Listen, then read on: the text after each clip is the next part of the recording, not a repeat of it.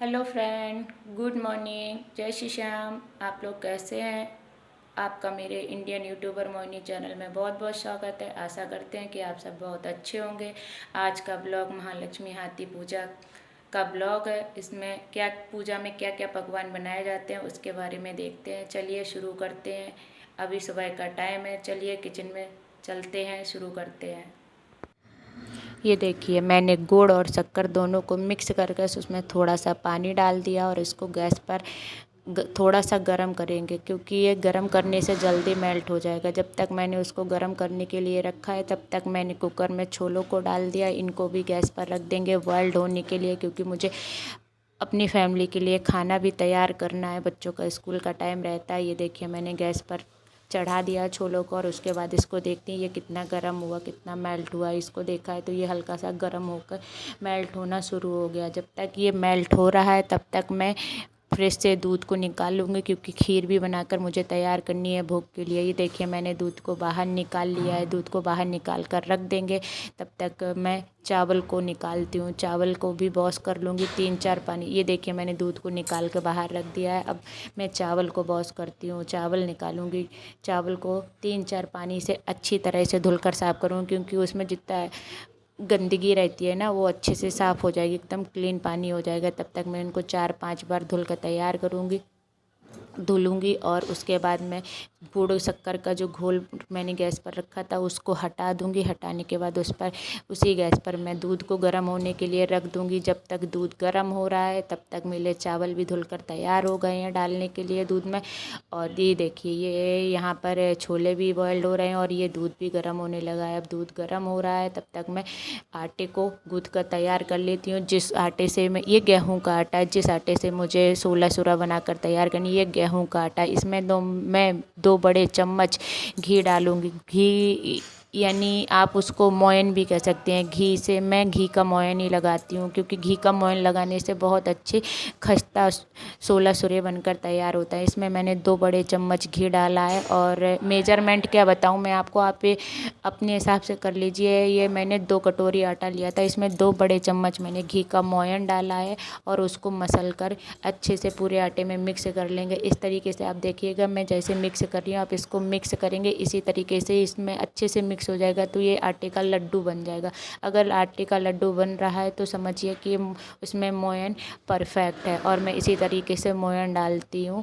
और मैं अब इसको जो मीठा शक्कर और गुड़ का घोल बनाकर तैयार किया उसी को मैं थोड़ा थोड़ा सा डालकर इस आटे को गूँथ कर तैयार कर लूँगी, क्योंकि इस आटे को ना तो ज़्यादा सख्त बनाना और ना ही ज़्यादा नरम बनाना, ये पर मीडियम बनाना है इसको। क्योंकि इसको अगर ज़्यादा सख्त बना लेंगे तो ये फिर एकदम से खस्ता नहीं बनते हैं और बनाने में भी फटते हुए हैं। मीठा आटा रहता है ना वो जल्दी सख्त हो जाता है। तो इस डो को मैं मीडियम तैयार करूँगी, इसलिए मैं धीरे धीरे गुड़ और शक्कर का जो घोल मैंने बनाकर तैयार किया था उसको मैं अच्छे से धीरे धीरे डालकर इस आटा को गूँथ लूँगी और इसका एक नरम डो बनाकर तैयार कर लूँगी। आप देख रहे हो मैं किस तरीके से गूँथ रही हूँ। इसी तरीके से आपको गूँथ कर इस आटे को डो को तैयार करना है और इसी से सोला सूरा बनाकर तैयार। ये देखिए, मैंने इस डो को थोड़ा थोड़ा गुड़ का घोल डालकर तैयार कर लिया। अब मैं यहाँ पर पूड़ियों का भी आटा लगा रही हूँ, क्योंकि मेरे यहाँ पूड़ियाँ भी बनाई जाती है। छोटी छोटी पूड़ियाँ जो पूजा में लगती हैं वो भी बनाकर तैयार करेंगे।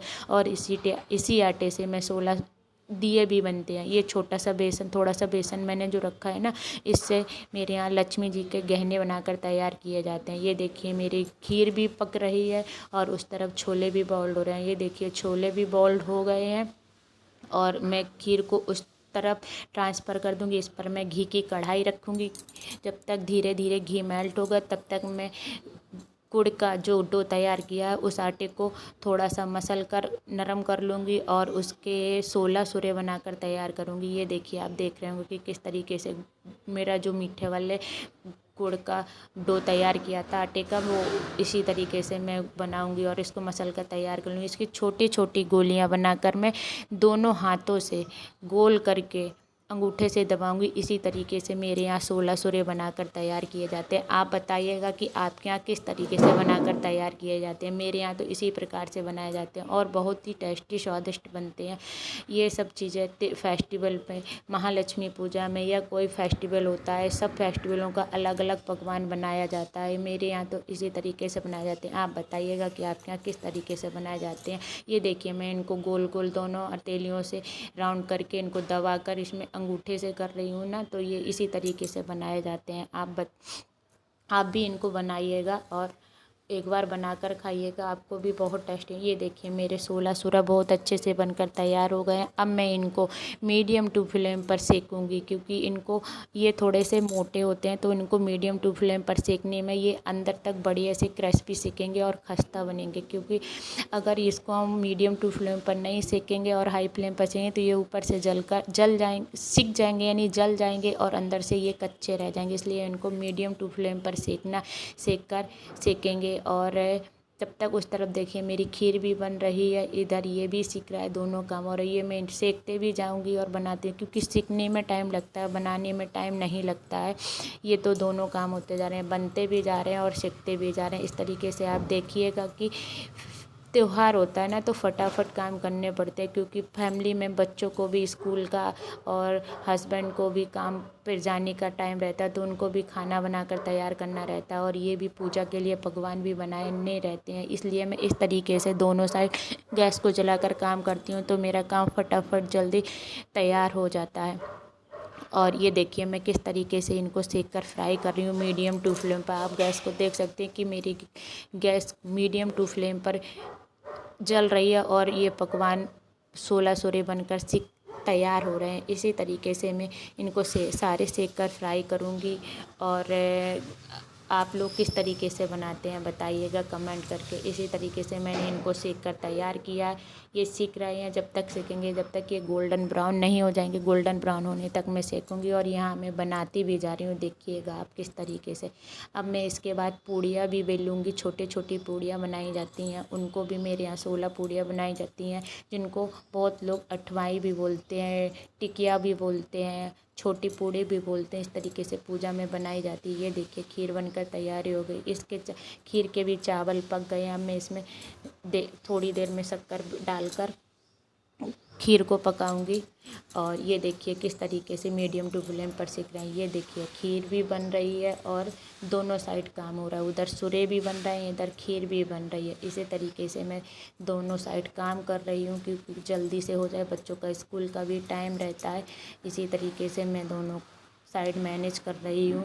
और ये देखिए किस तरीके से गोल्डन ब्राउन होकर तैयार सिक गए हैं। अब मैं इनको निकालूंगी। आप देखिएगा कि किस तरीके से ये क्रिस्पी और खस्ता 16 सूरा बनकर तैयार हुए हैं। आप भी इसी तरीके से बनाइएगा, आप भी को भी बहुत पसंद आएगा। आप एक इस तरीके से मेरे कहने से बनाइएगा तो आपको बहुत पसंद आएंगे। इस तरीके से मैंने 16 सूरे बनाकर तैयार किए हैं, जो कि हमारे यहाँ महालक्ष्मी पूजा में माता रानी के लिए बनाए जाते हैं। इसी प्रकार से मैं बनाती हूँ और तैयार करती हूँ।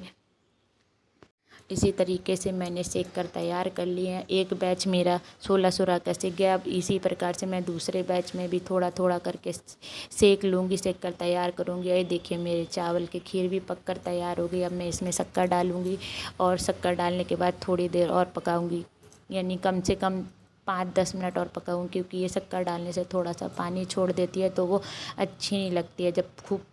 इसी तरीके से मैं 10 मिनट और पकाऊंगी और उसके बाद मैं इसमें मेवा, इलायची सब कुछ डालकर तैयार करूँ। इस तरीके से आप खीर बनाकर तैयार करेंगे तो आपको बहुत टेस्टी लगेगी। रबड़ी की तरीके से खीर लगती है, जैसे हम लोग रबड़ी खाते हैं। ये देखिए, मैंने मेवा भी काट, आपके पास जो भी मेवा हो, जो भी ड्राई फ्रूट है, आप वो डाल सकते हैं। मेरे पास जो थे मैंने वो डाले हैं। इसमें इलायची और चिरौंजी डालकर तैयार किया। उसके बाद मैं अब इसमें मेवा डालूंगी, जो मैंने मेवा काट कर रखी थी। इस तरीके से खीर बनाएंगे तो बहुत ही टेस्टी खीर बनती है। आप भी एक बार मेरे कहने अनुसार खीर बनाइएगा, आपको बहुत पसंद आएगी। और इस तरीके, अगर आपको खीर की डिटेल खीर की रेसिपी डिटेल में चाहिए तो आप मुझे कमेंट कर करके बताइए, मैं आपको खीर की रेसिपी डिटेल में बताऊंगी। और इस तरीके से आप खीर बनाकर तैयार करिएगा। मैंने देखिए इसमें मेवा भी डाल दिया। ये मेरी खीर बनकर तैयार हो गई है। चलिए अब आगे देखते हैं कि ये मेरी खीर बनकर तैयार भी हो गई है। और वो 16 सूरा छोटी वाली पूड़ियाँ, पपड़ी, गुजिया और लक्ष्मी जी का गहना, ये सब बनाकर भी मैंने तैयार कर लिया। आप देखिएगा कि ये देखो सब मैंने बनाकर तैयार कर लिया। ये मैंने जो आटे की 16 गोलियां तोड़ के रखी, इससे मैं 16 दिए बनाऊंगी। मेरे यहाँ 16 दिए बनाए जाते हैं। और महालक्ष्मी जी की पूजा में हर चीज़ में 16, हर चीज़ 16 लगती है। 16 सूरे, 16 पूड़ियाँ, 16 दिए, हर चीज़ बनाकर तैयार की जाती है। इसी तरह से मेरे यहाँ महालक्ष्मी जी की पूजा की जाती है। आपके यहाँ किस तरीके से की जाती है आप भी मुझे कमेंट करके बताइएगा कि आपके यहाँ किस तरीके से महालक्ष्मी जी की पूजा होती है। मेरे यहाँ तो इसी प्रकार से होती है जो मैंने आपके साथ शेयर की है। और मेरे यहाँ पंचामृत भी बनाया जाता है। महालक्ष्मी जी की पूजा में पंचामृत भी बनाया जाता है। मैं अभी आपको आगे दिखाती हूँ। मैंने पंचामृत भी बनाकर तैयार किया था, जिसमें दही, शक्कर, दूध, मेवा, तुलसी पत्ती, घी, शहद, ये सब चीज़ डालकर मेरे यहाँ पंचामृत बनाया जाता है। देखिएगा मैं अभी आगे आपको दिखाती हूँ मैंने किस तरीके से पंचामृत बनाया था। ये देखिए खीर, पपड़ी, गुजिया सब, ये देखिए मैंने ये पंचामृत बन रहा है। इसमें मैंने शक्कर और दही मिक्स कर दिया। अब मैं इसमें दूध डालूँगी, मेवा डालूँगी, शहद और घी भी डालूँगी। इसी तरीके से मेरे यहाँ पंचामृत बनाया जाता है। और जो मैंने आपको इस पूजा में गुजिया और बेसन की पपड़ी बताई है, मावे की गुजिया और बेसन की पपड़ी, अगर आपको इसकी फुल रेसिपी चाहिए हो तो आप मुझे कमेंट कर कर लिखिए, मैं आपके साथ ज़रूर शेयर करूँगी। मैंने इसमें डिटेल में शेयर नहीं किया है, बस आपको दिखाया है कि मेरे यहाँ क्या क्या बनता है। इसी तरीके से मैंने आज का ये वीडियो बनाकर, पकवान बनाकर वीडियो बनाया है, क्योंकि इसी तरह आगे का और पूजा का ब्लॉग आगे मैं आपके साथ शेयर करूँगी, क्योंकि इतना ही काफ़ी हो गया था ब्लॉग, फिर आप लोग ज़्यादा बड़ा ब्लॉग देख के बोर हो जाएंगे। इस तरीके से मैंने, ये देखिए मेरा पंचामृत भी बनकर तैयार हो गया है। आशा करती हूँ कि आपको ये ब्लॉग पसंद आया होगा, तो आप ज़्यादा से ज़्यादा लाइक करें, शेयर करें और कमेंट करके बताएं कि आपको किसकी रेसिपी सबसे ज़्यादा अच्छी लगी है। अगर आप इस तरीके से मुझे कमेंट करके बताएंगे तो मेरा भी सपोर्ट बढ़ेगा और मुझे भी आगे काम करने में अच्छा लगेगा। इस तरीके से मैं वीडियो और ब्लॉग्स आपके लिए लाती रहूँगी। आप भी मुझे बताइएगा कि आपको किस तरीके के ब्लॉग पसंद है और कौन सी रेसिपी चाहिए। अगर आपको फुल रेसिपी चाहिए, किसी भी चीज़ की फुल रेसिपी चाहिए, तो आप मुझे कमेंट करके बताइएगा। अच्छा, आपसे मिलती हूँ दूसरे नए ब्लॉग में। तब तक के लिए bye bye, take care, love you to.